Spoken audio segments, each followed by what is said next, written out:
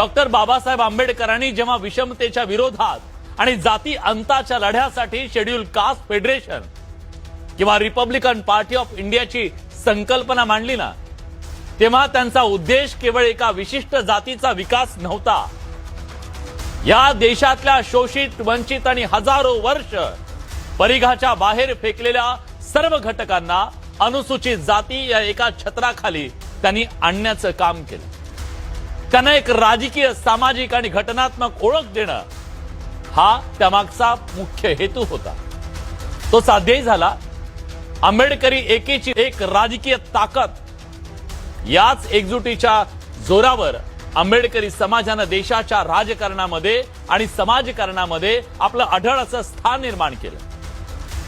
पण उपवर्गीकरणाच्या मुद्द्यावरून एका नवा वाद पेटला आणि या ऐतिहासिक एकजुटीच्या वज्रमुठीला तडे जाण्याची भीती आज निर्माण झाली. एकाच छत्राखाली असलेल्या भावाभावांमध्ये अधिक वंचित आणि कमी वंचित अशी भिंत उभी राहताना दिसतीये, जे चळवळीची ताकद कमी करणारी ठरतीये का, हा सवाल आहे.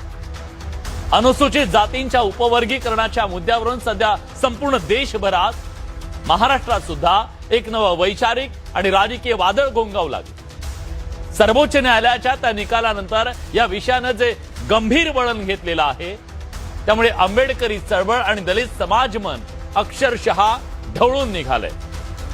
समर्थक आणि विरोधक आपापल्या भूमिकेवर ठाम आहेत.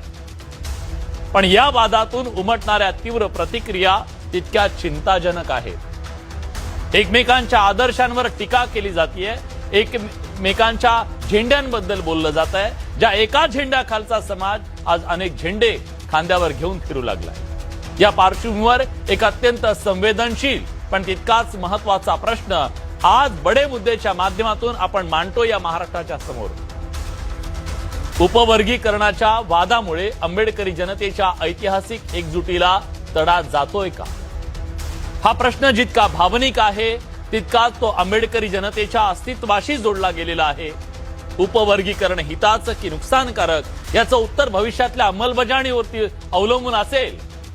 पण सध्या समाजात निर्माण होणारे तेढ नक्की नुकसानकारक आहे आणि ते सगळ्यांसाठी आहे, यात दुमत नाही. पण जेव्हा जेव्हा शोषित समाज आपापसात लढला तेव्हा तेव्हा त्यांचं नुकसान झालं, हा इतिहास आहे.